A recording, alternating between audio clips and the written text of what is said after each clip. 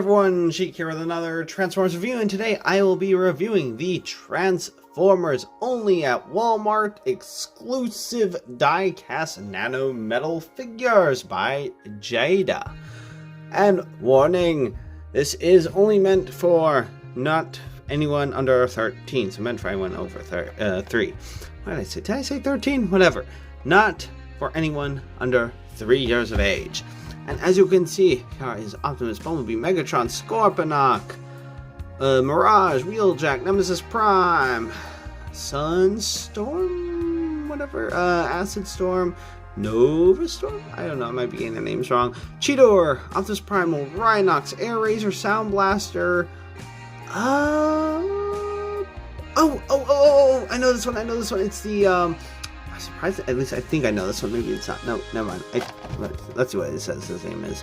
Battle Trap, yes it is who I think it was, yes, this is the weird, I'm surprised they actually did it, it's a battle changer thing, what a mob, it was the thing where it's the white helicopter that forms the blue car, and they crash together, boom, or go together and they form a robot. Although they did a new redo, which I have, or had, I think had, not anymore. Anyway, but they each had individual robot modes, which is kind of cool. Anyway, that's a bit of a tangent, but yes, Battle Trap, so that's pretty cool. That seems like a weird one. I feel like that should be an exclusive rather than, Nova? Okay, that's Red Wing. I thought that was a Target character or something. But yeah, Nova Storm, Acid Storm, Red Wing, Cliff Jumper obviously, and Spin Out. So here we have them all out and sorted by faction. Autobots here, Maximals here, Decepticons here, and Predacon there. Yeah, they only include one Predacon. Whatever. So let's, I guess, start with the Autobots in the back. Here we have Optimus Prime, obviously. He looks pretty cool. Different pose than the other set. But yeah, very nice detail. The face looks pretty good, but it's very hard to mess up a faceplate and eyes, I guess. It looks, there's a little bit of chipped paint right there. But other than that, looks really nice. Kind of fat, chonky looking Energon axe blade, but that's pretty cool. Obviously, they wouldn't want it to be really sharp and pokey, so I mean, it's already kind of pokey as it is, so I mean, that's probably a smart move on their part. The hand should be blue, but it's red, but not a big deal. Autobot emblem seems pretty nice, but considering how small it is, I mean, it's impressive that they have it on there at all. And Cliff Jumper, ooh, that nice metallic clink. I think this is the pose Bumblebee had in the last set. Autobot emblem is a little big for his chest, but then again, I have a feeling they were gonna have trouble making it smaller. As you can see, it's already looking a bit weird. Bumblebee, I'm pretty sure this is a new pose. Wait a minute. I see what they did here. Okay, so this is Bumblebee's old mold from the last one, and this one I'm pretty sure is Cliff Jumper's mold from the old one, because if you see right here, the bumper right there, the rear, or the tail, whatever, spoiler, I think is what where I'm looking for is. As you can see, this is Bumblebee's head sculpt. This is Cliff Jumper's head sculpt. So instead of changing up the mold, they just used the old mold and, well, painted it with Bumblebee's colors. I mean, from a distance, okay, fine. It looks like Bumblebee, but up close, yeah, that is definitely Cliff Jumper's mold. So that's a little bit of a goof. The other exclusive, which is just a repaint of Sunstreaker, I do believe. And it looks pretty cool. Lots of red, nice Autobot emblem. The face is done pretty nice as well. You can see the mouth, nose, and eyes. So that's pretty cool. Let's set him back here. Mirage, I can't remember if he was in the last set or not. He might have been, might not have been. I don't even think I reviewed it. Yeah, I'm pretty sure I didn't review the last one, but this one's like, hey, let's do a little bit of show and tell, because it feels more like show and tell with this, because it's like what you see is what you get. There's no transformation. It's just little die-cast minifigs, which I absolutely love. Although they're not necessarily the most detailed, but they do go well with big city bots because, you know, they are massive and they are tiny. So, nice comparison. And this Wheeljack is the same as the last Wheeljack, I should know. as I've seen this Wheeljack pretty much every single day at work, because I have him in my breast pocket of my uniform all day, every day that I'm at work. It's nice to have a little transformer that, even though it doesn't transform, on my person at all times, and considering what I do for a job, it seems kind of appropriate. Yeah, I work in an engine room, whatever. Let's go ahead and go to Decepticons. I want to save the Maximals and Predacon for last. Here we have, well, Scorponok, the Decepticon. I think I might have just chipped that, possibly. We'll see if I chipped Nemesis Prime, but anyway, this is Scorponok, obviously Scorponok. You can see his claw. That's pretty nice that they mold that in, and you can see that he's holding his gun, which is pretty cool. It looks almost like it's combined with the Zarek shield or something, but whatever. I don't know exactly what the G1 toy gun was, as I never had the G1 figure. You can see his shoulder cannons, which is pretty cool. Chest, he doesn't have the Decepticon emblem on him anywhere as far as I can tell. But he seems more like the IDW comics, I think, than the Headmasters cartoon or the Season 4 Scorponok, because I do believe Season 4 Scorponok was a little chonkier looking. I mean, definitely not as chonky as the toy, and didn't look as slender as him. So let's go ahead and set him back. This Nemesis Prime doesn't look like I chipped the gun, which I think is what it caught on. But this is, I do believe, the pose that Optimus Prime had in the last set. I mean, it's very easy to make Optimus Prime Nemesis Prime, just change the colors and put a Decepticon emblem on him. Or even Shattered Glass. You can just make it that look shattered, and then put an Autobot emblem with the, I think, purple color. I think that's what they did for Shattered Glass. I can't remember off the top of my head if that's exactly what they did. But yeah, pretty much evil Optimus Prime. Not evil Optimus Prime. Decepticon version of Optimus Prime. Evil Optimus Prime is Shattered Glass Optimus Prime. Let's send him back there. What was his name?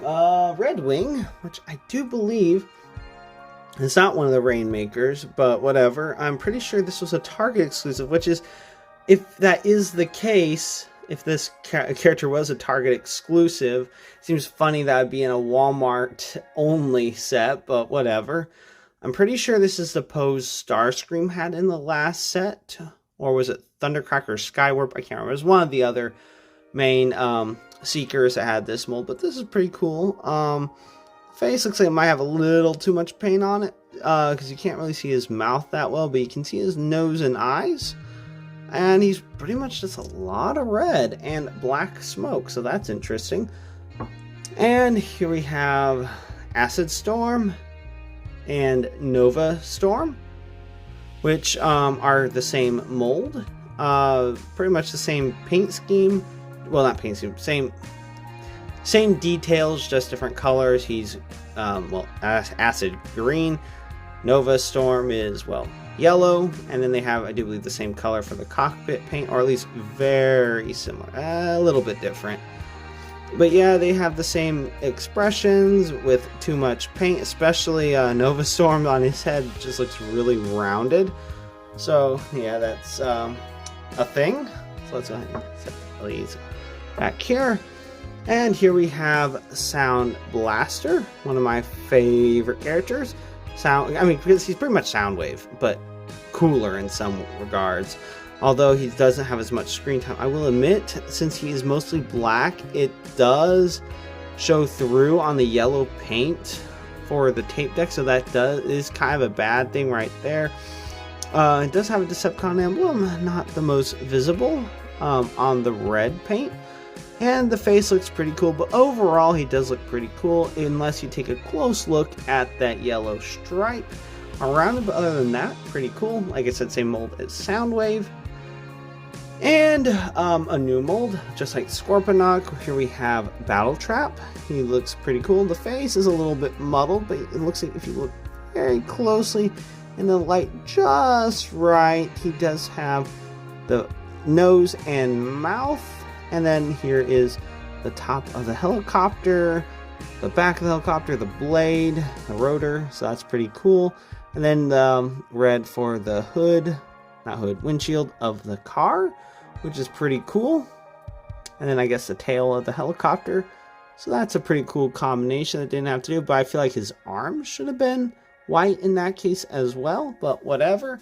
That's what they decided to go with.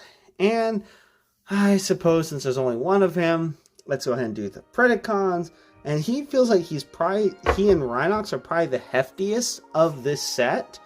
Because, I mean, the big old dino head, which is really cool. Of course, the mouth is closed, so you can't see any of the teeth. Red eye.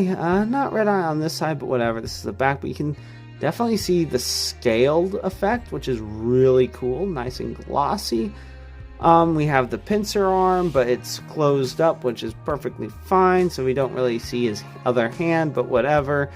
We know that he could remove that, and then he would brush his dino teeth, which is pretty funny and cool and awesome, because he is awesome. You can see his eyes, nose, and maybe his mouth just a little bit. They didn't paint the faux teeth right there, but whatever. Doesn't look that bad. Well, I mean, obviously painted purple, but they didn't paint it white. Okay, so let's go ahead and start with Rhinox.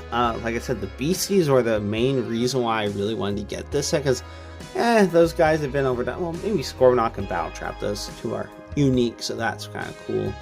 But anyway, Rhinox, he's looking mighty fine, except for he doesn't seem to have a mouth, although if you look at the side, it looks like he does have a mouth molded in. They just put a little too much green paint on there, but he does have the gold on his face, and red for his eyes, brown for most of his body with the green accents, and then the teeth of the rhino are painted, which is pretty cool. Not much on the back side, but hey, it's a tiny little metal figure, so what do you expect? Anyway, that's pretty cool, and like I said, hefty. Like, let's see, they feel about the same. I do have a kitchen scale, but I'm not sure if it's really worthwhile just to weigh them to see who is the heaviest of them all. Next, here we have Air Razor. Since they're die cast, I'm not as concerned about it. If it was like any other material, I'd be concerned that the small arms would break off. But, yeah, not too concerned about that. It does look like one eye is slightly, well, both eyes are slightly misaligned.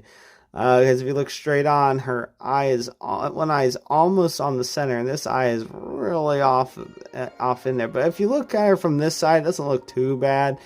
If you look from this side, it looks a bit weird. Front on, she does look like she's having some issues. But yeah, looks like I don't know how they're putting them on. Like if it's a person doing it, a machine doing it, whatever. But it wasn't quite lined up right. Other than that, the face does look nice. It looks like she does have possibly a molded in mouth, but it's hard to tell with all the paint. Nice black feathers painted on the wings and upper body. Gold for the rest of the body, black for the forearms, and black for the legs, and gold for the the feet, and for the base. But overall, especially from a distance, she doesn't look that bad. Next up, here we have Cheetor. And, yeah, this one actually seems like he's probably one of the more detailed ones, but I think that's only goes because of his spots. Granted, they only really did it on his chest, but it definitely helps him pop a little bit. His, eyes are painted. Looks like you can kind of see his mouth, maybe. But some nice detail there considering how small he is. Mostly gold with some blue on the legs. So that looks pretty cool. And for the last but most certainly not least, Optimus Primal. And man, okay, I noticed that Cheetor looks like he's the most detailed. I take that back. I think Optimus Primal is probably the most detailed looking one in the set. I mean, look at that face of his, man. It's done in blue. The head's done in blue, silver for the face, blue for his mouth. I mean, I guess since he has a split faceplate thing with a mouth on there, it might be a little bit easier to see. And then red for the eyes, silver for the crest on his head, Man, and then black for the fur on his shoulders and forearms, white for his biceps, silver and black on his chest, and red and white on his thighs and knees, and black for the rest of his legs. I mean, oh, and also they decided to paint it on the back too, so that's actually, wow. I'd have to say, he is definitely my favorite out of this set after taking a really good look at him. Now, obviously, these two definitely are probably the top two of this set. And then, I guess Sound Blast because he's obligatory. Him because he's weird. Him because he's also unique. Of course, all the Maximals. And maybe Energon Axe, Optimus Prime. The rest, well, I mean, I already have that Wheeljack. Nice to have another Wheeljack, but these are the cool. Oh, okay, and also take these guys away. Nemesis Prime. Nemesis Prime is overdone anyway. So I would have to say that these are probably my favorites of the set.